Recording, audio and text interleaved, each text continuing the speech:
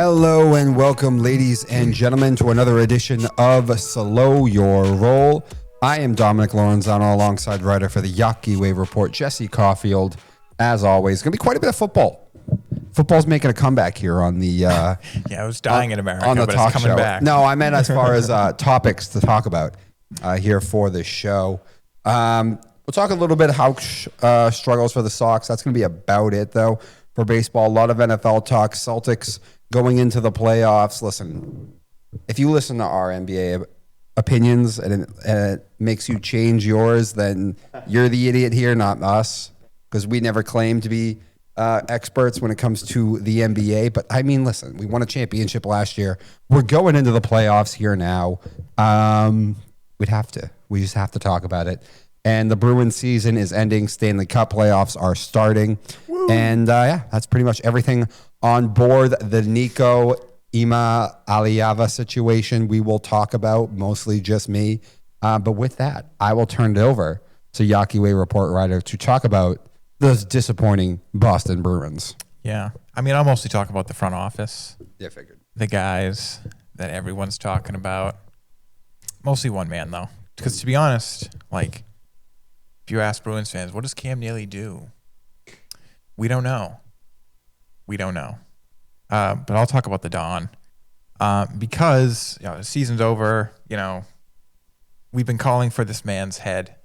I say we, as in Bruins fans, for basically the second he took the job. But Don Sweeney. And Greg Hill of WEEI said the other day, expect Bruins front office shakeup and a resignation on Wednesday. Really? That was yesterday. Nothing happened. And right after Greg Hill put that out there, Frank Saravalli, who is basically the NHL's Adam Scheffner, except everyone hates him. But that's not the point, because everyone hates him because he blows the lid on things that people don't want to hear. So like, hey, why'd you tell us that? But he's always right. And he said that there are no big changes in Bruins front office and that Cam Neely and Don Sweeney have been in lockstep on the future of the team. So nothing's changing there. Maybe Greg Hill, typical Boston, we don't, sports media that doesn't actually know anything. Maybe he just thought like Joe Sacco, the coach, they were gonna mutually part ways on Wednesday, but that didn't happen either. Let's talk about the Don Sweeney. Let's with the facts first. He took over as GM for the Bruins from Peter Chiarelli on April 15th, 2015. Happy anniversary, Don. 2015. About 10 years. Just 10 years the other day. So why did he get the job? So he was promoted from within the team by Cam Neely and the Jacobs family. After Peter Chiarelli in the Bruins, they failed to make the playoffs for the first time in 8 years. And they were up against the cap, straddled for money. And if you're up against the cap with a subpar team, that raises some questions. And being up against the cap like that, they caused them to miss out on key free agents like Jerome McGinley that helped them lead to a President's Trophy the year prior. So some mismanagement from his part is why. Because usually you don't get fired after missing the playoffs once.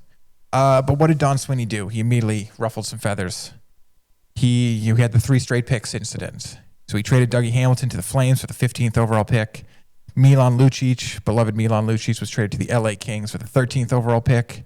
We already had the 14th overall pick, so 13, 14, 15. We also got Colin Miller and Martin Jones from the Kings. Martin Jones was then immediately dealt 4 days later for the 2016 first-round pick. And I'll talk about that pick later. Colin Miller, he put up 29 points for the Bruins over 2 seasons before being selected by Vegas in the expansion draft. So yeah, big dividend there. Let's talk about those 3 picks that Bruins fans have for 10 years not been able to shut up about. First pick was defenseman Jakub Zboril, 66 games for the Bruins, and he was traded in 2024 to the Columbus Blue Jackets for Andrew Peeke, and is currently playing in his home country of the Czech Republic. So that didn't work out. The second pick was Jake DeBrusk. That was my favorite. Left winger Jake DeBrusk, 465 games over 7 seasons, a little better. 138 goals, 128 assists. Not necessarily first-round pick worthy, but he played over 400 games. That's worth something. Streaky player, even at times being a healthy scratch, and even asked for a trade at one point.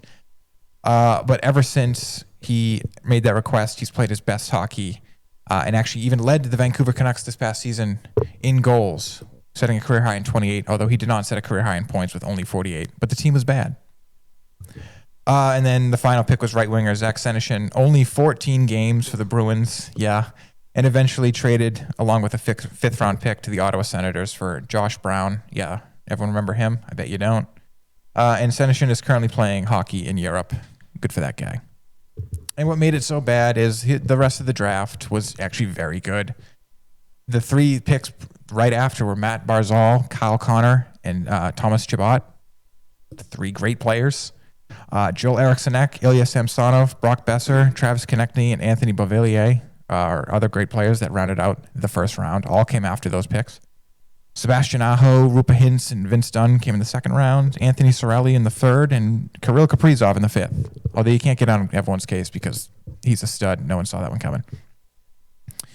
So yes, everyone says he can't really draft, and I'm not going to defend that draft. Some players that we did get from that draft, though, that paid dividends. Brendan Carlo, Jeremy Lauzon, Dan Vladar, 3 quality NHL players. None of which are on your team anymore, but okay, they hit. This next year, Charlie McAvoy and Trent Frederick came in the first round. Trent Frederick was that first round pick you got for Martin Jones. Charlie McAvoy's been really good. 2017, you got Urho Vakanainen and Jeremy Swayman. Again, 2 quality NHL players. One is not with you. 2018 was terrible. You didn't have a first round pick, though, but you got Jacob Lauka. Johnny Beecher was your first round pick the year prior in 2019. That's not a great pick. It wasn't a great draft. In 2020, you again didn't have a first round pick, but you got Mason Laura in the second round. Fabian Lysell, who finally broke the NHL roster this past year in 2021. 2022, again, no first round picks, but you got Matthew Patras in the second round. 2023, you had no first or second round pick, and then you made no good picks, so that one was terrible. 2024, we got Dean Letourneau in the first round, which was actually Ottawa's pick, and then you only had the 4th, 5th, and 6th pick after that. So Don actually doesn't make a lot of picks. We'll talk about that later. But for all the crap he's gotten, he's actually only missed the playoffs twice since getting the job. The first year was, the first year he had the team. He inherited a bad team, and he didn't fix it in a year, as most people can't. And then this past season. So that was 8 straight years of making the playoffs, like Peter Chiarelli. He was up against the cap the entire time. Remember, he inherited a team that had no money to spend, but and he also had an aging core. Remember the phrase, the window is about to shut? We've been saying that for about 6 years. And we've been to the Cup. We've won President's Trophies and had the best season of all time since the window was about to shut. So, that's worth something. Yeah, 2 President's Trophies, 2020 and 2023, a finals appearance in 2019. It just appears that it finally did shut this year. Maybe. On that core, sure, yes. And then again, the greatest regular season of all time with both points and wins in 2023. I give him credit for being actually a great trade deadline guy. Your team's been good the whole time. He's been the GM basically, so he's been a buyer basically every trade deadline. And he brought in key guys like Charlie Coyle, who was amazing for you in that 2019 Stanley Cup run. Taylor Hall, Hampus Lindholm. I know we don't look back on it fondly, but Dmitry Orlov, Garnett Hathaway, and Tyler Bertuzzi, the year we had the greatest regular season ever. No one complained about any of that. Where he really does suck, though, off-season stuff. You can say the draft is a wash in some ways, and I'll get back to that in a second. Trade deadline, he's good. No one can deny that. Free agency and off-season trading. Then we got the David Backes stuff. Not a good idea to sign a 30-year-old man to a 5-year deal in a very physical game. Zach Ronaldo was one of the worst things he's ever did. Matt Bolesky was a terrible deal. And then these past off-season, everyone hates it in hindsight. Oh, Nikita Zadorov led the league in penalty minutes. Made a lot of stupid plays all year long. Whatever about Nikita Zadorov. And the other one is Elias Lindholm. Bad signing. Didn't even put up 50 points. He was supposed to be your first line center. And it raises questions, though, because you needed a center. Going into the offseason, you needed a center. That had to happen. And Elias Lindholm was the best center on the market. He was the best one you could possibly get, and you got him.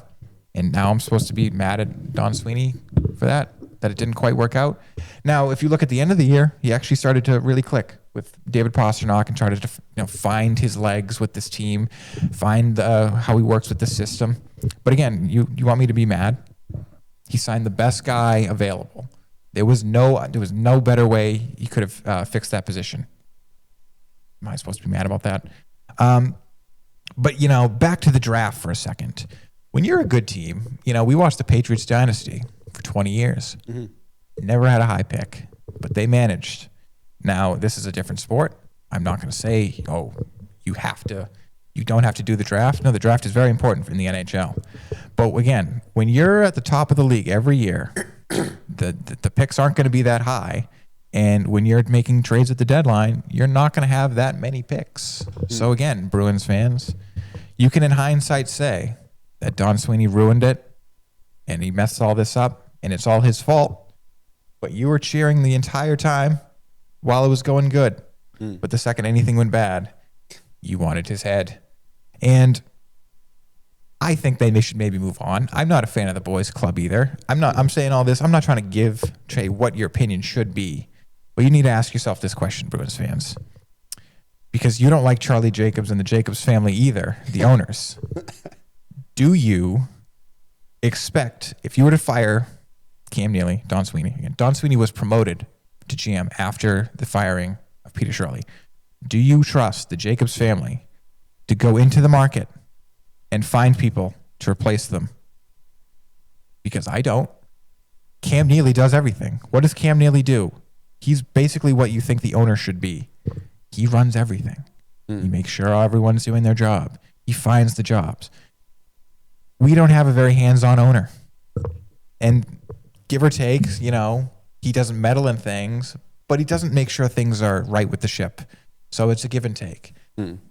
That tells me that they won't find good replacements. That's just, again, you need to ask yourself this, Bruins fans. Do you trust the Jacobs family to replace these men that you want gone? Because I really don't.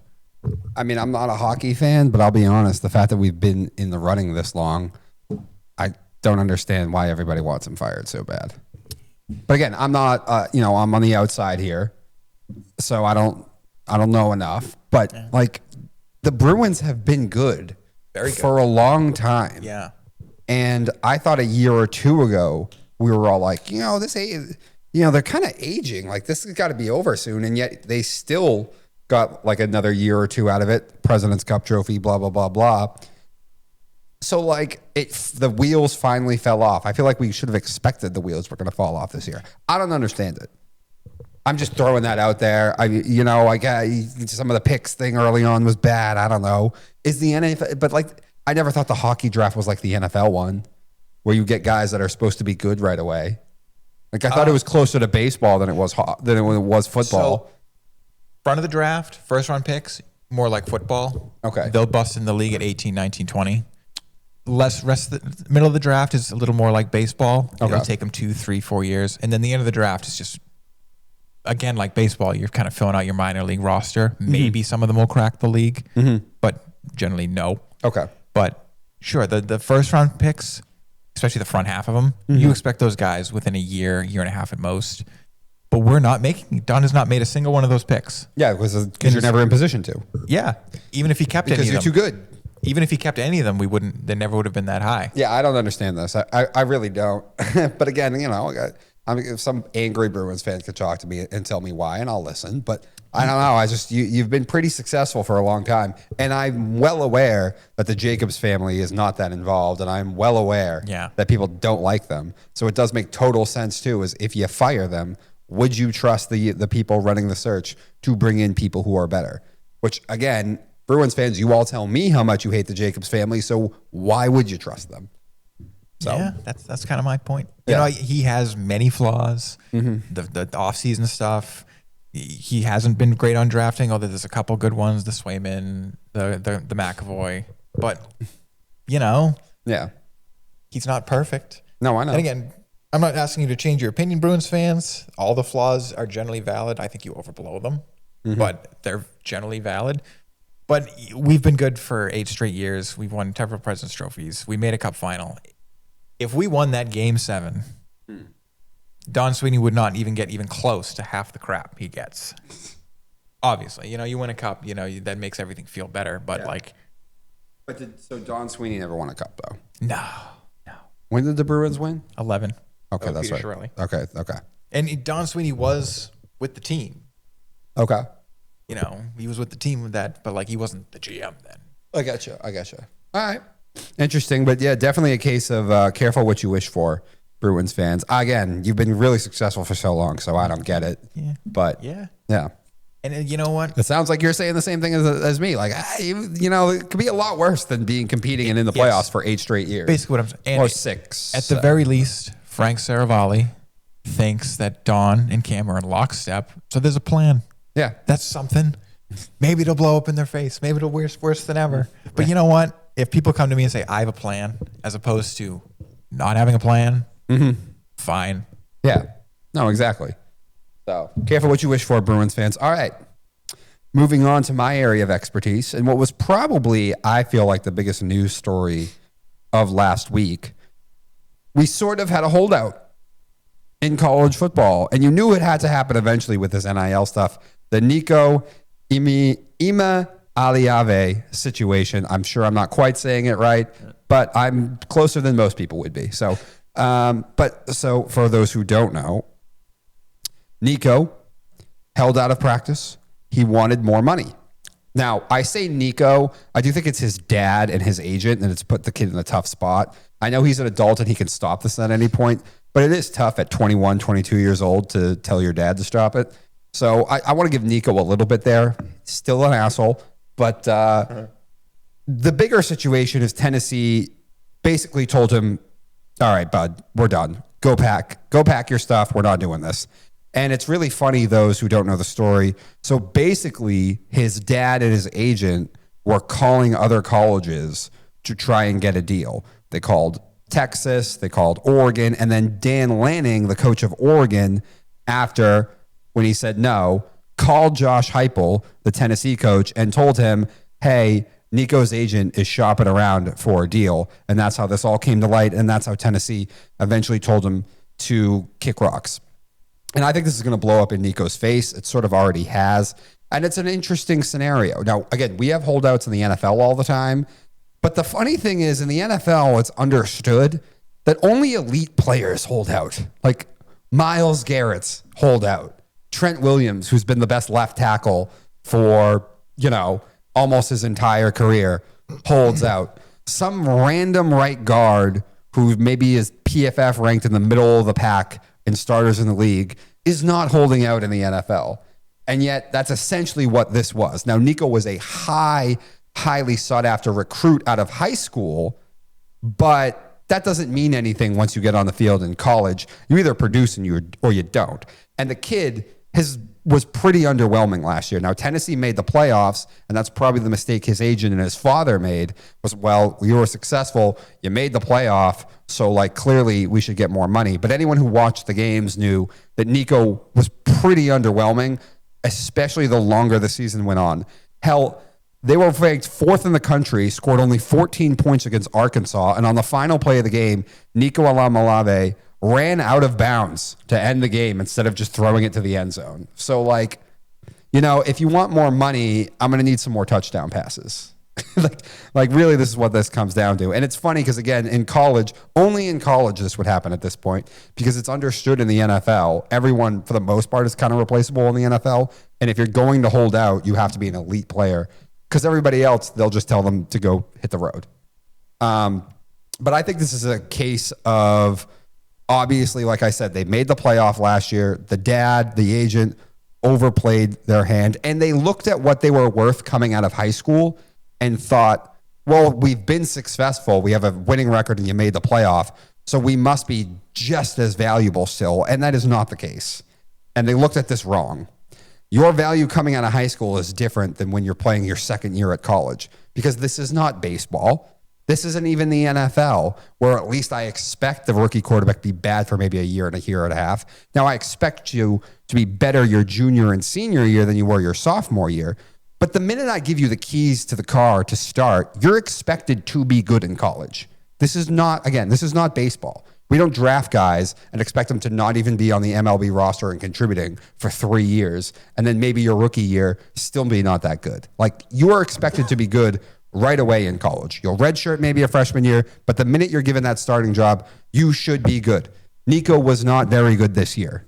He wasn't. This was his second year starting, and the team around him was better than he was. Now, he's got a lot of great physical traits, which is why he was a highly priced guy coming out of high school.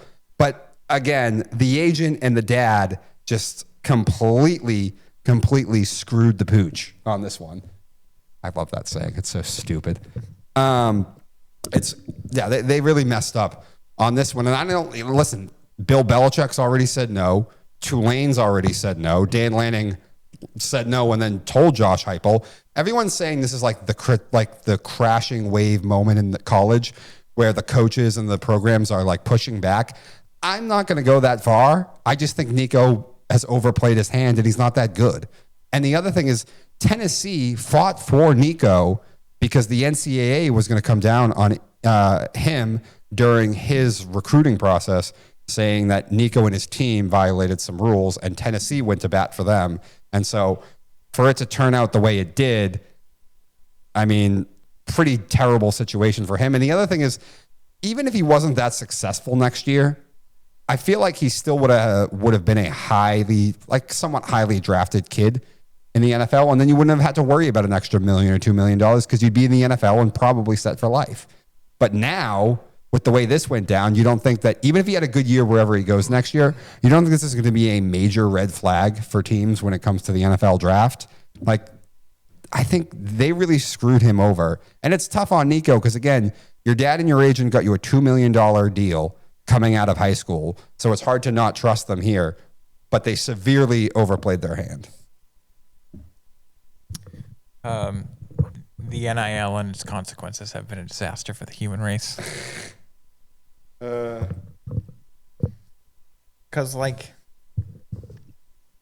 this shouldn't be happening. Mm-hmm. These kids should not be having these egos, and people should not be putting these ideas in their head. Like, hey, you haven't made it yet. Let's hold out now. Like, That's wild. Oh, I know. Like, why? How old is he? Can he even drink legally? Yeah, I'm pretty sure he can drink, yes. Oh, okay. So he got like $2 million before he could. Yes. That's genius. That'll go well. I'm sure that'll like really make these kids not have giant egos. Mm-hmm. Well, his ego just got checked. I'll tell you that much. We'll see. We'll see how he responds.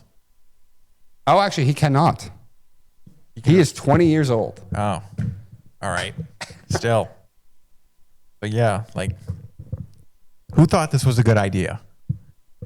Obviously not this specific situation. Giving kids money. Mm-hmm. Come on. What were the advantages they were arguing for? I think it was more that it was just really bad, starting to look like really bad. Like, basically, they're doing a job for your university and making your university millions and millions of dollars, and they're not getting paid at all. And I know that you're right. It's bad they're going to school for free. It's like, yes, but yes, some of them, are they really going to school? Well, first of all, they were already making money anyway. No, I know. That's the other thing. Let's be honest about this.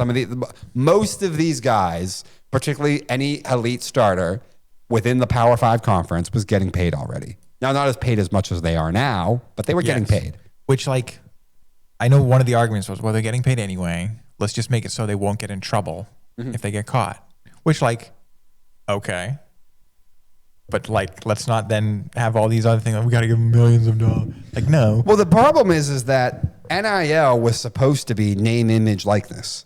You were supposed to just free things up so these kids could get a marketing deal. They could be on a commercial, or they could sign a shoe deal or whatever. It wasn't supposed to be, at least in the name, it wasn't supposed to be just pay for play. But it, for some reason, turned into pay for play.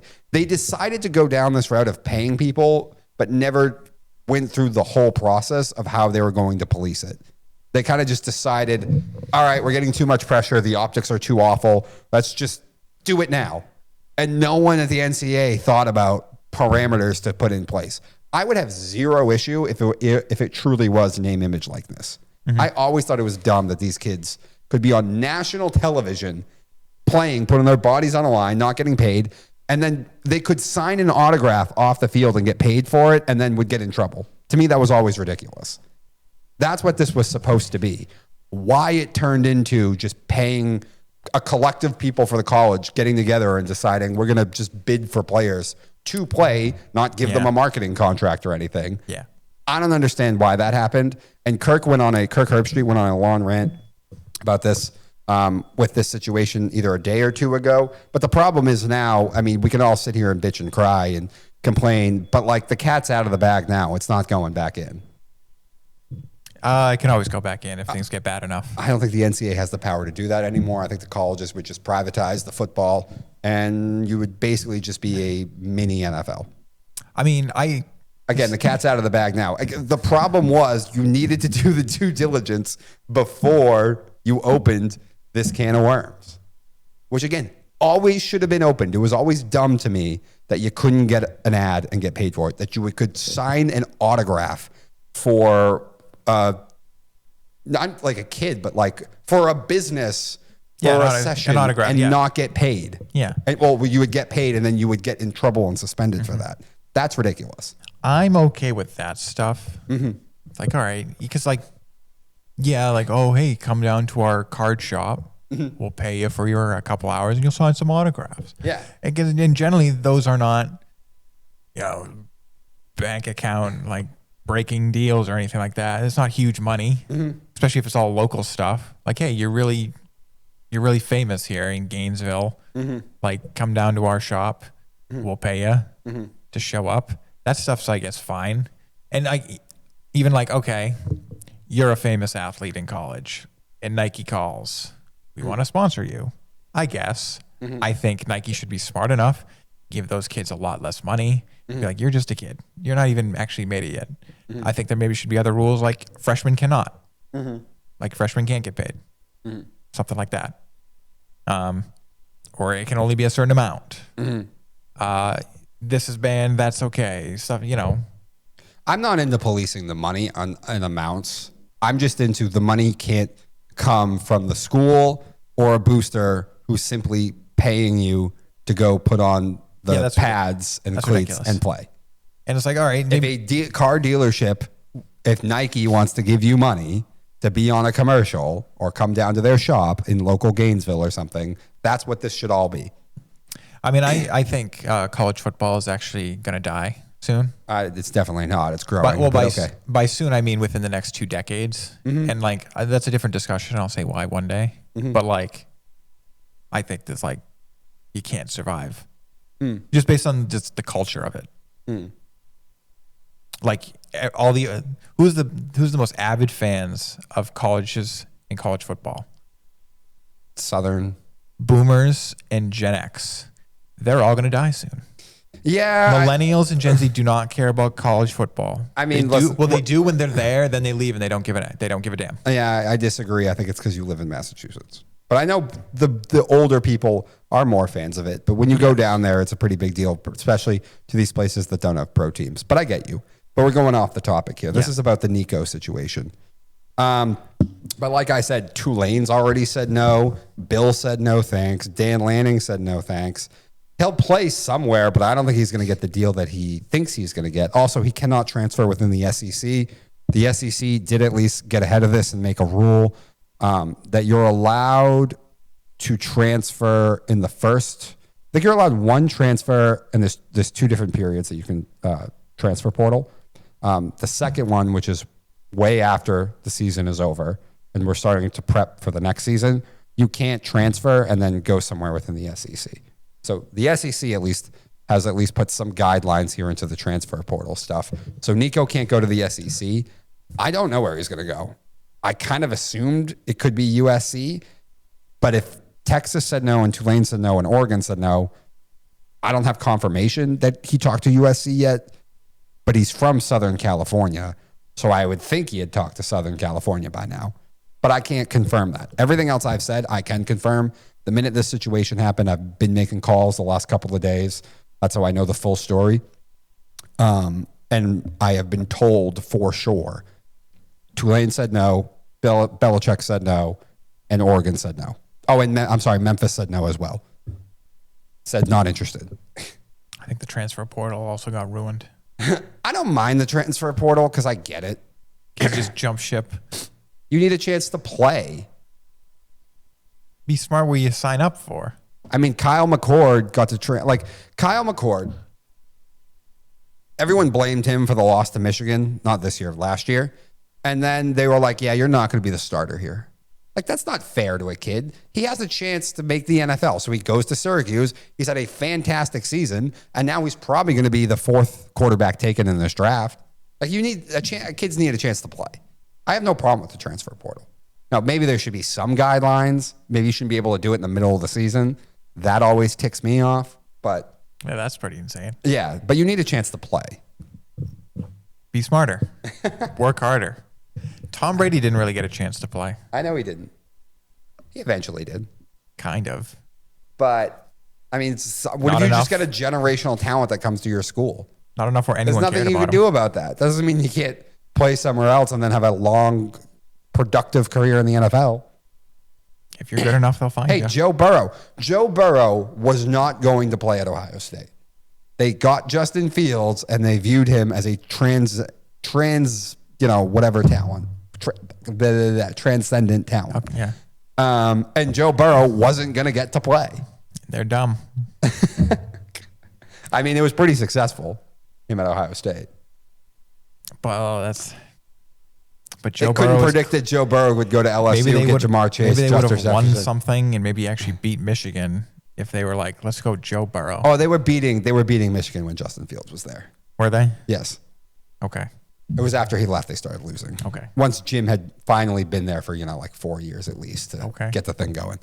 I don't think Ohio State ever won a national championship with Justin Fields. Actually, I'm positive that they did not. So Joe did win out in the end. So maybe Joe should have started there. I don't know. You know what? In hindsight, just looking at them in the NFL, Joe should have started. But again, but Joe would have never been able to get this opportunity, drafted where he was, and have this career if he wasn't allowed to transfer. And Joe would have loved that because he wouldn't be in Cincinnati. Maybe. He also wouldn't be playing with Jamar Chase. Joe, in hindsight, you should have just rode Pine. You're talented enough, it would have worked out. Tom Brady was a 6th-round draft pick. He made a lot of he did very well for himself at LSU. I think I have no problem with the transfer portal. Shouldn't be able to do it in the middle of the season though. I don't like that. But yeah, so this situation will be interesting. It will not be the last one, though it is a cautionary tale. And I expect it'll be some time before we see another college one. But again, everyone wants to say this is some big shifting moment where the coaches and the programs are pushing back against the power of the kids. I don't quite see it that way. I see it as a player who was pretty average and definitely not nearly as good as his name, as big as his name and brand is, overplaying his hand. So I don't necessarily think this is some big pushback moment. I simply just think Nico and his father overplayed their hand here. So I don't know if you have any other thoughts on this or we can move on to our next segment. But college football sucks. All right. Moving on from college, let's talk about Aaron real quick. What's going on here? I mean, I think I know what's going on here. I think it's pretty simple. He really wanted to go to the Vikings. And the Vikings finally said no. And he doesn't really want to go to the Steelers. And I think he would rather just kind of sit and wait. Maybe they start. When does their first practice OTAs? I don't know. Don't they do it? They do it at a weird time, and then everybody shuts it back down. Yeah. Until the actual camp. Patriots had meetings last week. So I kind of feel like he's waiting and hoping that the Vikings see something with JJ that makes them think he's not ready. Because again, the JJ situation is still he was really skinny last year. He had to have 2 knee surgeries, and they expect to win. So I think the Vikings want to roll with McCarthy, but if he looks like he's not ready come the first time that they're taking snaps or in the building or anything, then I don't think Minnesota's out of play completely. And I think that's what Aaron believes, and that's what Aaron's waiting on. I don't know if you have any other thoughts on this, but I think Aaron's just being lazy. He's like, I don't really want to show up for stuff yet, but like, I still want to play. I'll just wait to sign that contract. I don't think he's so delusional to think that Minnesota really wants him. Yeah, maybe they called. And like, he knows they don't want him. Well, yeah, but I don't think he's gonna be so delusional to be like, yeah, they'll screw over JJ McCarthy for me. Yeah, I also like Aaron Jones is in that building, and while I've never heard Aaron Jones say anything bad about Aaron Rodgers, I'm sure they sat him down and be like, "Do we dare?" And he was probably like, "No, you don't." That's a possibility. I wouldn't doubt it. See, I mean, that's definitely someone I would talk to. Well, like, yeah. You played with him. What is he like? You also played with him during the height of sort of what I would call when the relationship started to break down in Green Bay. And you knew him when he had a young kid behind him as his backup. Like, how did they play? Did he talk to Jordan Love ever? Did he like pants him in the locker room? How did he treat him? That stuff. How did he do with young wide receivers like Christian Watson when he made a mistake? Not that I think like you have to, like, Justin Jefferson is a proven commodity, but like, how does he work with young receivers and that stuff? And not well. No. And even I know that. Yeah. So I think Minnesota would be actually very silly to call Aaron Rodgers. I personally do. And I don't think Aaron is so delusional. I think he's just a bum. And he's like, yeah, I'm just going to bum it until it's time for training camp, and then maybe I'll sign a contract. Well, maybe he'll sign a contract. Listen. I don't know. Is he holding out for maybe to just see what his options are? Yeah. That's Aaron. I think he's always weighing his options. He's that girlfriend that even when it's going great, he's like, well, I'm not going to delete that guy on my phone. Like, we'll see if he calls. Because, like, options. Yeah. Yeah. That makes sense. I like that analogy. That's a good analogy. I do think I want to give him a pass, though, on this one. I think he's being smart. Because the Steelers is, come on, guys. They haven't been able to get the offensive line right now for years. It's a very defensive culture in a division that has two of the more elite quarterbacks in the entire league. They have a high-maintenance wide receiver. They just lost Najee Harris. They have two high-maintenance wide receivers. Oh, yeah. I forgot DK went there. They have two very high-maintenance wide receivers. Najee Harris just left. Again, they haven't been able to fix the offensive line in years, and you have to compete with Lamar and Joe Burrow in the division. So I also think, and I'm the Rodgers hater. I think he's being smart on this one because right now, if the Steelers is the only option on the table, I'd retire. Oh, I wouldn't do that. I'd retire. Why? I would retire. I would keep myself in good shape, and then maybe somebody calls me during the season. No. I would. No, Joe Flacco already got somewhere. Like, they're not going to. Oh, they would call Aaron. No. Somebody would call Aaron. What if Matthew Stafford went down? I don't think Sean McVay would want to put up with Aaron. I think Sean would call him. I do. I think Sean would be like, I can navigate this relationship for a year. I think they'd get each other actually pretty good. I think they're kind of similar. Really? A little bit. Wow. I mean, Aaron is way more less mature and way more head up in the clouds, but Sean McVay, he's a little Hollywood. He's a little superstar. He's a little kind of like my attention and my face everywhere, and they're a little. I guess. Just saying. But I feel like then Sean McVay would be like, "Oh, I don't want to deal with that guy." I think he'd deal with it like me. I think he would deal with it for a year. It's like that idea of like if you met your exact copy. I know exactly where you're going. You with would this. hate that person, and I think by year 2 it would be a problem. I think year 1 it'd be fine. They would like the media hype. Sean would just be like, listen, we can save this ship right here. I'm going to fix this man's career. It's going to look great on me. Don't you think less LA fans would show up after that? That's a good point. That already do. But like most of their money comes from people going to see their games for the other team anyway. That was an actual concern. But it was funny. Thanks. I'm glad you said it. Thanks. I don't. I mean, I guess I think Aaron would like that. I don't know if Sean would like that. But I think Aaron's just he'll sign with I'm sure he'll sign with the Steelers down the line, and DK and the other one there, that'll be fun to throw to. That'll be fun for Aaron to throw to. And I think Aaron he doesn't mind toxic receivers. In fact, I bet he gels with toxic receivers. Not that I think Devontae Adams is a toxic guy, but he's not the nicest team player. No. Not the greatest locker room guy. No. He's definitely voiced his dismay several times. Yeah. But I think Aaron, and I'm not saying Aaron's being stupid actually at all with anything he's doing right now, but I think he's just being Aaron Rodgers. Okay. He's I'm going to make them, I'm going to keep my options open, see if anybody calls. I'm probably just going to be a Steeler, but I don't want to be a Steeler today because they'll have to make me show up. I'm sure the Rooney family will ask to meet me today, and I don't want to do that. If I was his agent and the Steelers are the only offer on the table, I'd tell him to retire.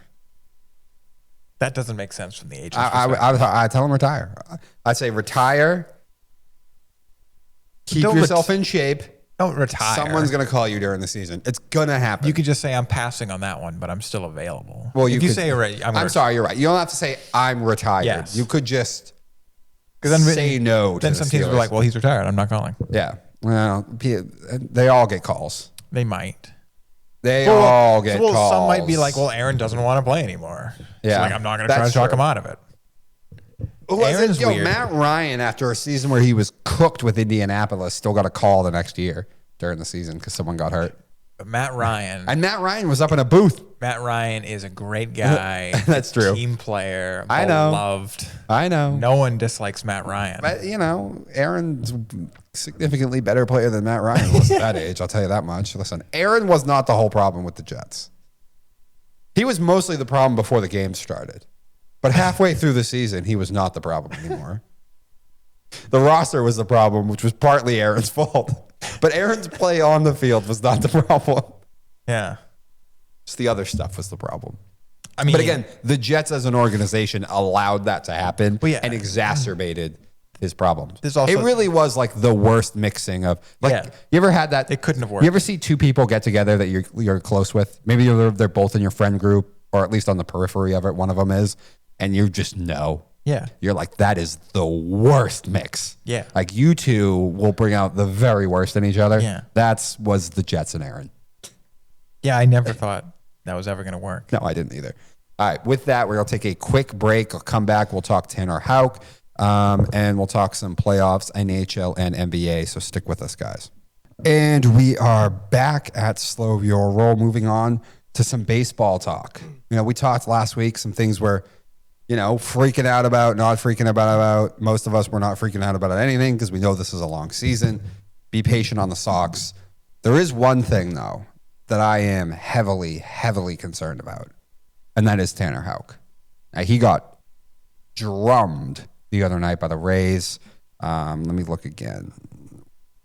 What is it? 2 innings, 10 hits, 12 runs, 11 earned. The other problem is he's not making guys really swing and miss anymore. Just 2 strikeouts through 6 2/3 innings the start before against Toronto. I'm majorly concerned. This goes back to last year as well, where I know he had a great first half of the season. His second half was not as good. He pitched to a 4.29 ERA in August, 36 hits in 35 innings, 27 punch-outs. That's a 271 average against. So this dates back to most of the second half of last year, continued in the spring of this year, and has gone right into the season. I'm very, very concerned, particularly also because we have so many guys still on IR. I don't know when they're coming back. We can't have Tanner being like this, but this is a trend now that he's been pretty hittable for a while. He changed his throwing motion. Did he? He did. I don't know why. I mean, I understand that probably, you have an off season, you don't throw as much, and you start throwing again, it's slightly. different, and then you get into a different muscle memory, and it's not the same. I'm not so worried that like maybe this year, one of the things. Oh crap! I don't know if he's gonna right the ship this year. But with having so many guys, I know you just traded one away, Quinn Priester, and he looked fantastic in his start. But you know, Bello is making starts in the minor leagues right now, so he is? Okay, he good. should be back somewhat soon. Thank goodness. You know, that's not. You know, I don't think that's going to replace All-Star Houck of last year, but like another year older, you know. But also, Bello's a guy that turns it on at the end of the year, it seems. So, Giolito, I don't know what his status is right now, but he's not supposed to be long term. He also hasn't pitched in how long? Yeah. Saying. Yeah. That is true. You also just lost Dick Fitz, which I know he was teetering, but like he was, you know, he was giving you chances to win. I'm not like overly concerned because he's just one man. There's a lot of replacements possibly in the wings. You know, they've had a couple kids throw, like was it Hunter Dobbins looked okay. This isn't the end of the world, and I think Tanner Houck will be fine. You know, maybe he'll be bad this year. This is the thing about pitching. You can be like really great, and then the next year you'll just have a bad year. You'll just be bad all year, and then for some reason in the offseason you find it again. You come back and you're your vintage self. I've seen it. I've seen it time and time again. So, is it concerning this year? Yeah, because like they hit everything he threw. Oh my gosh. Every single thing he threw. That was as bad a start as you can have. And I wanted him to throw more. And that's what the team was wanting. It was clear early that they lost that game. First game of a series against his division opponent. Like, in theory, you wanted to get 3 innings out of him, despite the fact that he already gave up 10 runs. He couldn't even do that. Like, in theory, he can't hide from this anymore. He's like, I have to make an adjustment.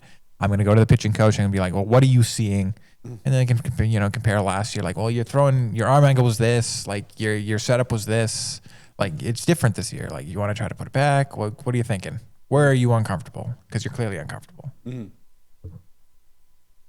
don't know. Because what else can you do? I have shrugged off the early sort of sleepiness of the Sox, the lack of offense. We won last night, still didn't score any runs. Yeah. But I will concede that it is early in the season. I am not that concerned still yet. But if Houck is going to pitch like this, coming off the tails of his second half last year, I have serious question marks about the Red Sox. Maybe he needs to go sit in the bullpen and think about what he did for a while. I don't know what he needs to do. But if Tanner's not good, I don't know if this team has a great chance of winning this division at all, and maybe struggles to even grab a wild card spot. I'm not saying Houck has to be first half of last year good, but I need the guy to at least be high 3 ERA. I need him to be a solid 2 or a great 3. Well, I mean, the rest of the pitching staff is actually, as shaky as it looked at times, has done the job and kept you in. No, technically the offense has been worse. I trust that the offense will be okay. Generally, yeah. Yes. I feel kind of the same thing. And I'm also a little bit waiting for like some of these guys to like fall off and the pitching to get worse. But it's been solid. It's mostly just been Houck. All your starters have pretty much every game giving you a chance. Even Walker Buehler, who at times is himself looks very shaky. Well, he had a nice start his last outing. Yes. And I think the offense will right itself more than the pitching will fall off, especially since you have the guys waiting in the wings, these other options in time. And he is just one man. Tanner Houck's one man. Everyone else is holding down the fort. Actually, what was funny is Tanner Houck gets pulled from that game. And what are 2 more runs were given up? Like the whole rest of the game? Yeah. Like, pretty good. I know. And again, you know, I'm sure everyone was kind of phoning it in at that point. Everyone was. But it's easy to just, you know, start throwing meatballs in that situation. Yeah, I know. It's not. It's and I'm not so concerned that like if Tanner Houck doesn't have it, they'll miss the playoffs. Like no, Toronto will fall away. They're not this good. I don't care. I don't think they are either. Baltimore might be this bad. Yeah, because there's not a soul that can pitch. Charlie Morton's a dead man. I know. I mean, for me to make a final assertion on where Baltimore will be at the end of the year, I have to know how many of their guys they're getting back and when. I mean, listen, their entire starting rotation is on the IR. I guess. So, but like we both were fading them coming into the season. I said that I didn't have them making the playoffs.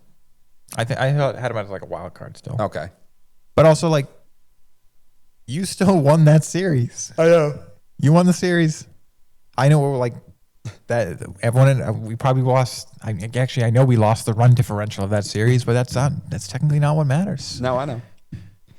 But the Yankees got Clark Schmidt back. So I would have liked, while the Yankees are this injured, to have been able to actually make some better inroads than the Sox have. But I also feel like Boston has never started the season off well. My entire life. Other than the 2018 team that did nothing but just win the entire year. A lot of, yeah. There's some like outliers, but like, half the games you're playing are cold. No, I know. It holds you back a little bit. Like, those couple games, like the games at Fenway against Toronto. Mm-hmm. They're freezing cold. It's all one-run games. There's a lot more variance in one-run games. Yeah, I know. That silences the bats. That makes it harder to pitch. Like, but I'm super concerned. I'm not worried about the offense yet, but again, if Houck's not going to be good, I don't know if the ceiling is very high on this team. I know we have. I don't think it by any means makes us a bad team because I know we're going to be able to score runs eventually. And I think we at least have depth in the starting rotation, but we need something behind Garrett that I feel comfortable with. And Tanner pitching to a 4.5 ERA like he did most of the second half of last year ain't it. So Liam Hendricks has also started rehab assignments. I get you. That'll help. For sure. All right.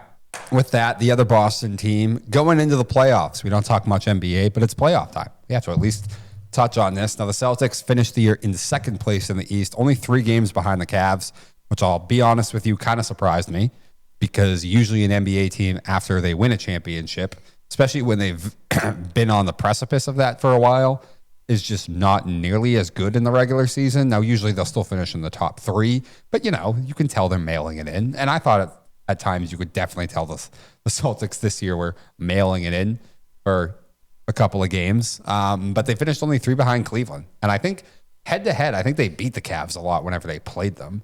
So I feel like most people believe the Celtics are still far and away the best team in the East. I think they won the season series, but Cavs won the last one. Yeah. I also like that Boston ended the season 8-2 in their last 10 games. So turning it on here before the playoffs. I mean, I know the Cavs are really good. They're really young, though. They haven't even been in this situation before. If they make a deep playoff run and face the Celtics in the Eastern Conference Finals, to me, it's Celtics all the way in the East. I mean, the Bucks continue to not be that great. They're pretty mediocre. The Knicks, I know, are like third best, but offensively, they never get it done in the playoffs because they're not that good of shot makers. I think they were 0 for 12 against Celtics, Cavs, I think there's Thunder. A chance. Yes, they are. I think there's a chance that the Celtics could lose in the finals to like a Thunder. I don't think they'd lose to the Lakers. I don't care what anybody says. It's just LeBron and Luka. It would be kind of the same as last year when they faced the Mavs when it was just Kyrie and Luka. The reason the Celtics are so good is they just have way more better players than everybody else, and they play as a team unit. I mean, they play like modern day 4-out, 1-in basketball. Just drive and kick, and no one needs to have the shot. They will let anybody take the shot because there's so many good players on the floor that they will just incrementally break down a defense until they get just some unreal wide open shots. That's the way they play because they have way more talent than everybody else. So I'd still think it's Celtics all the way, and I definitely don't think they face much resistance in the East. Yeah, I'm kind of in that same idea. I think they should pretty well handle the East, but I think they're also that smart enough team that like we're not going to look ahead. We're in the now. Like, we're going to go series by series. We're not thinking about the finals. But I do think of the potential teams that could come out of the West, and there's a couple, I think all of them could beat the Celtics. I think the Lakers could. I think, the Thunder probably could. I think maybe the Nuggets could. The Nuggets fired their coach. That was very strange. They finished 18 games back of the first place Thunder. But that's still Nikola Jokic. They're big game players. What are the Timberwolves doing? I know they were one of the teams last year. Yeah, I don't think so. No? No. 49-33, decent, but I think of the teams that have the potential to come out of the West. What if Golden State came out of the West? Oh, I forgot about them. Because they didn't finish. They really turned it on. Although I know they started the year horribly, though, so they have to dig themselves out of a hole. They finished 48-34. You wonder if they have the legs to make it through an entire playoff run. But if they made it, they get Jimmy Butthole now. I know. If they made the finals, I'll be honest, I would be a little concerned about them. I guess. I bet the Celtics maybe want them. Steph can just make crazy shots that it's hard to defend. You have Jimmy Butler, who always turns it on in the playoffs, and just the experience of a team who's just been there and done that. I don't think Golden State gets there. I don't think they have the legs left. And the West is too good with the Lakers, the Rockets, and the Thunder. Yeah, I can see this, the Warriors being one of those teams, and then I can see them knocking off the Celtics. But I'll be honest, I'm not that. If we face the Lakers, I'm not that concerned. I'm really not. They don't have a depth of talent enough pool to be LeBron. We will run them down in the end. LeBron James. I think we will. The Thunder are so damn good that would be interesting. I don't know. I'd have to listen to some more experts on that one before I could form an opinion. But I've watched my friend who runs the restaurant is a massive Laker fan. I've actually watched the Lakers a ton. Why is he so toxic? Well, he wasn't born in Massachusetts. He likes the Yankees. He wasn't born in Massachusetts. He wasn't even born in America. So he literally picks all the villains? No, he picks the ones that were the biggest national brand that he probably saw in Mexico. Is he a Patriots fan too? No. Is he I actually don't know who he's a fan of in the NFL. I think he is a Pats fan because he lives here and he never had a brand that was that big in Mexico. Who's the villain in the NHL? He doesn't. I don't think he cares about hockey at all. He's missing out. But no, he wasn't born here, dude. He likes the brands that made their way there. The Yankees, the Lakers. Oh, Vegas. He loves the Vegas Golden Knights. I don't think he loves the Vegas Golden Knights. But back to the thing. If they face the Lakers, I'm not that concerned. I'm really not. I've watched them play. They just don't. The Celtics will run them down the same way they ran down Dallas. That'd be nice. Now, I don't think it'd be quite as much of an ass kicking as it was to the Mavs. LeBron won't allow that. But it would kind of be, it would go down the same way. The NBA, the National Basketball Association, would not allow that finals to go that way. They would not allow LeBron's They would at least be like, listen, this has to go 6. They would not allow LeBron's legacy to be tarnished in such a fashion. Well, so do you think the Lakers would win just because of that? It'd be definitely, they would make it competitive. They would make it competitive, but I don't think they could make it competitive enough that they could ever win. Imagine that for LeBron's legacy. Oh, the NBA would love that. I know they would. LeBron as a Laker beating the Celtics. I know. The Celtics coming off a championship the year before. Yeah. And him at 40 years old. Because the NBA doesn't want the Celtics to win. I know. Although, they want us to be there because they'll make money off us. They don't want us to win. That's true. We don't have an iconic superstar to just post everywhere. Yeah. Tatum's a bigger deal here than he is around the league. Oh, everyone hates Tatum around the league. I know. They hate him. I know. Part of it is because he's not that good.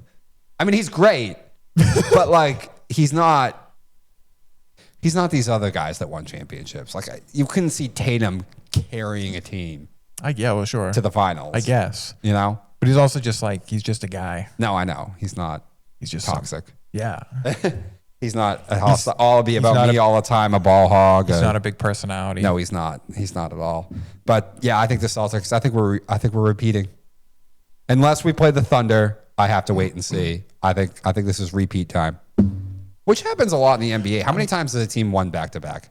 I feel like most of the time, the Celtics especially a team that was on the verge of winning one, when they finally break through, I feel like they usually win the year after as well.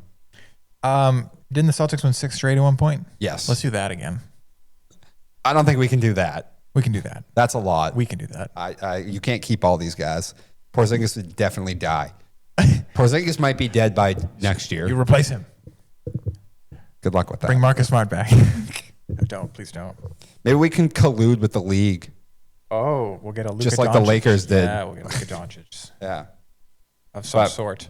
All right. Jimmy Butler will come here and play here. Jimmy Butler, I don't think would ever play for the Celtics. No. Yeah, I think Jimmy's on that like LeBron wavelength. Like they just refuse to ever play for here. Boston. yeah, like what's our problem? Or what's their problem with I us? don't know what their problem. I know why I mean, it's LeBron kind of the same as like what some players have their issue with the Yankees. Like Ken Griffey would never play there. Vlad said he would never play there Why is it the Celtics? because we are the Yankees. But we're not though.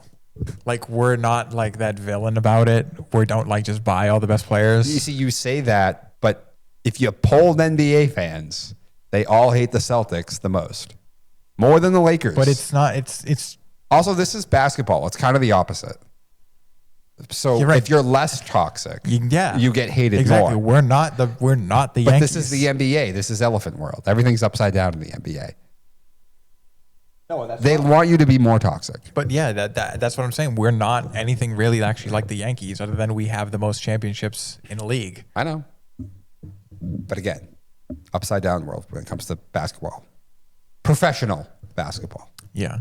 But We'll meet the. You know what? It's Celtics Warriors because that's what they want. That's what the Celtics want. And then we're gonna lose. I thought you were going to say it's a league wants. I was like, the league does not want that. The league wants Lakers Celtics. The Celtics want the Warriors. Yeah, They'll probably. settle for the Lakers because Lakers, LeBron, all that, and they just played Luka. I'm sure they want to embarrass him again. But like, I'm sure they want revenge, and I'm sure they want to beat Jimmy Butler again. Yeah, that's true. All right.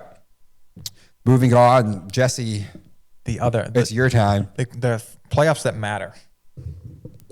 Playoffs that everyone's clamoring about.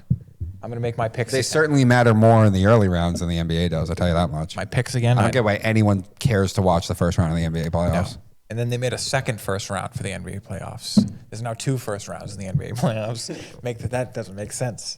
But hey, I'm going to give my first round picks for the Stanley Cup playoffs because that's always fun. I'm actually pretty good at it. And I'll give you who I think is the finals appearance, but I won't do everything. I'm going to start in the easiest division, the one where the picks are just pretty bog standard. I'll start in the Metropolitan in the East. Canadians, Capitals. Capitals are way better.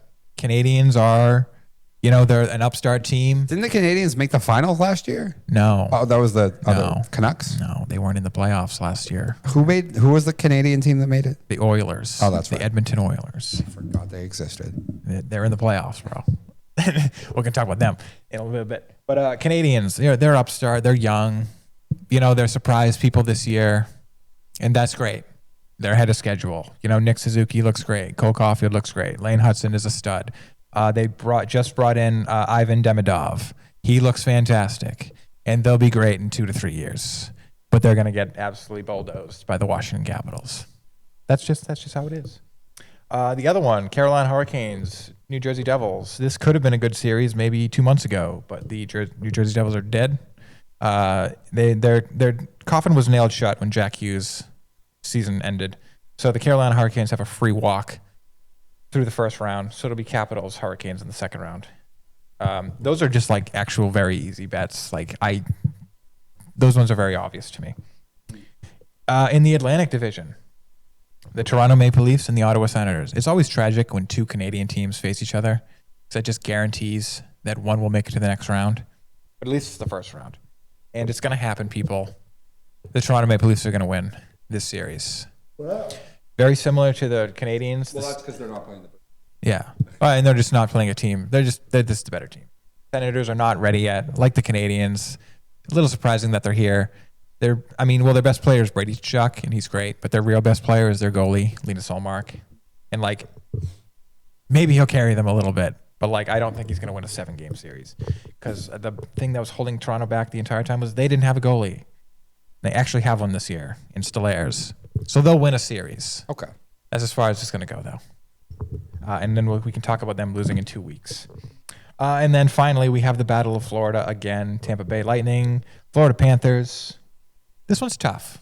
Really? These are two very even teams here. Isn't one on the upswing, though, and one's on the downswing? Kind of. Tampa is they've been able to keep the ship right, despite the fact that they maybe should have taken steps back. And, Florida, they played basketball this year of like, we know how to win in the playoffs. We're going to win in the playoffs. We just need to make the playoffs. We're going to kind of phone it in for a lot of the year to keep our energy. And that helps. And they'll get Matthew Tkachuk back probably. But I still think the Lightning are going to win. 2 straight years of making the Cup Finals. That's going to take a lot out of you. They look a little slower. They brought in like Brad Marchand and Seth Jones, and I think Brad Marchand looks very old. Seth Jones is a locker room cancer. And I think the Lightning are fantastic at home, and they have the home ice advantage. I think it'll be the Lightning. Close, but it'll be the Lightning. The West. Vegas and Minnesota. This one's fast. It's going to be Vegas. Minnesota doesn't win anything. Vegas is way better than them. Easy. The LA Kings and the Edmonton Oilers. This is the 4th straight season we've got this matchup. Really? Yes. The first time it was Edmonton in 7. The second time it was Edmonton in 6. Last year was Edmonton in 5. This year, it's going to be the Kings. Wow. Yes. The Kings have the home ice this time as opposed to being on the road. They're a great home team. Part of me still wants to pick Edmonton. The best goal scorer in the league this year was Leon Draisaitl. They still have Connor McDavid. I'm sure they are very, very hungry to make it back to that Cup Finals after that disappointing loss. They have Corey Perry, which means they should make it by default to the Cup Finals. But they, like Florida, they just don't look as good. But Florida at least looks like they are honing it in. Like, you can tell the difference of two teams that are not reaching their potential, and you can tell like the difference why. Florida is saving their energy. Edmonton looks like they don't have it anymore. It was all spent last year, and it's still taking the emotional toll on them. I'm going to pick the Kings to finally do it. Okay. And I just think the Kings are the better team this year. I'm going to skip the President's Trophy one. I'll do that one last. Dallas and the Avalanche. This is going to be another one that's a really close series. It'll be a really good series. I can see either team winning this one. You have maybe the best defensive squad going up against one of the fastest teams in the league in Colorado. I'm going to have to pick the Stars. They're getting Tyler Seguin back from injury, and that may be a plus for the Avalanche because he is a liability in the playoffs. But I think the Stars are just too well put together. They're too tough, and they're too defensive. They're going to shut down the Avalanche. I think it'll be a very close series, though, but I'm going to have to lean Dallas Stars. President's Trophy winning Winnipeg Jets and St. Louis Blues. I'm going to pick the St. Louis Blues. I knew you were going to pick against the President's Trophy Cup winner. It's not even because like the President's Cup or President's Trophy curse or anything. Rangers made it to the conference finals last year. Yeah. Until at Winnipeg, even with the best goalie in the world, who's going to win the best goalie award, you can put money on that. Like, that's just factual. He's going to win that award, best goalie. I wonder what the odds are on that. It's probably terrible. You'll win very little money. Okay. Because it's that obvious. When you lead the league in every single stat, you're going to win. Okay. But until they show that they can show up in the playoffs, I don't care. Like, best goalie in the world, Connor Hellebuyck, was Swiss cheese in the playoffs last year. Like, they were awful. Again, hugely defensively built team, could not stop anything last season. Mm-hmm. So until I see it, it's generally the same squad. Until I see any of these guys compete at this level and actually step up, I'm not going to pick you. I have no reason to pick you. And on the St. Louis Blues, have been the best team in the league since they changed their coach, which is Jim Montgomery now. Mm-hmm. Maybe the one thing against them is Jim Montgomery is a bad playoff coach.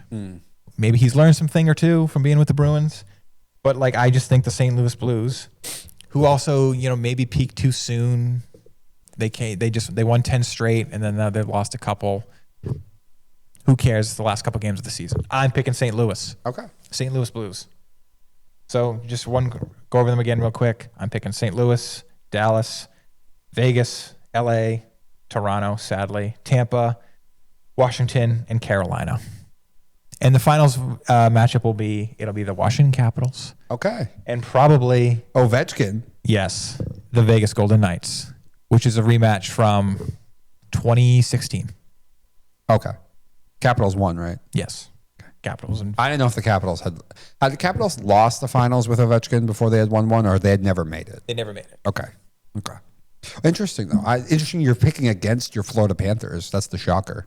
They're not my Florida Panthers. I know you've just been bullish on that team for a while. Yes, but The last 2 seasons, I would say. And that's the thing. Like you making the finals for any sport 2 years in a row. Oh, I know. Yeah, you takes have a toll. It does, and then you have just a physically demanding sport where it goes from 0 to 10 come playoff time. Like I don't think they'll have the legs.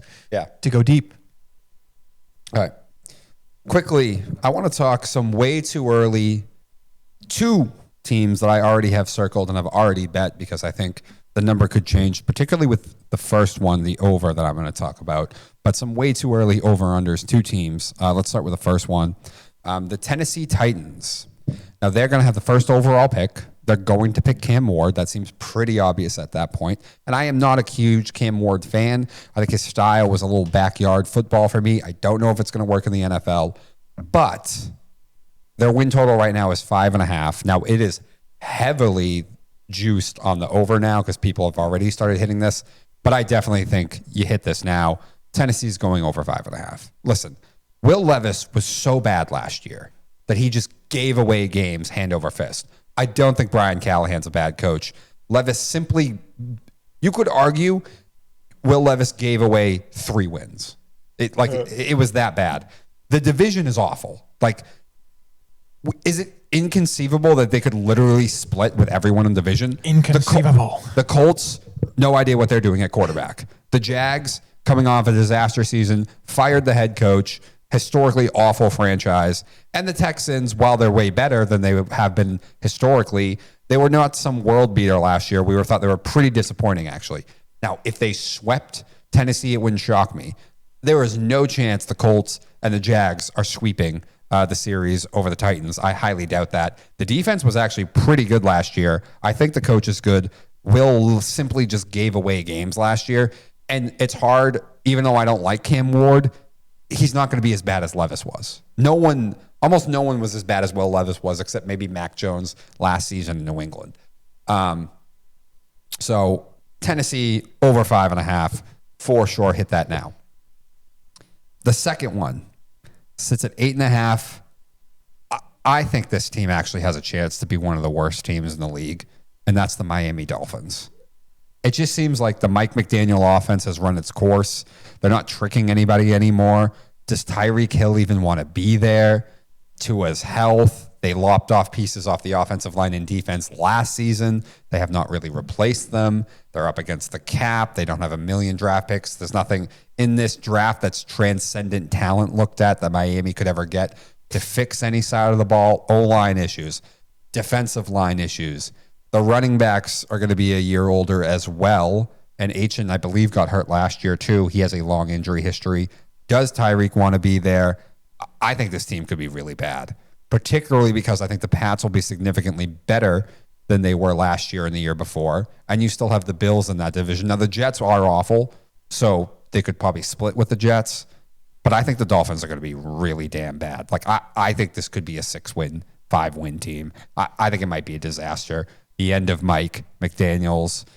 They regret the Tua contract probably already. So those are 2 way too early over-unders I've already targeted, particularly the Tennessee one, because once the draft is over, it could change, particularly with the way the money has already been poured into this. But Tennessee over 5.5, Miami under 8.5.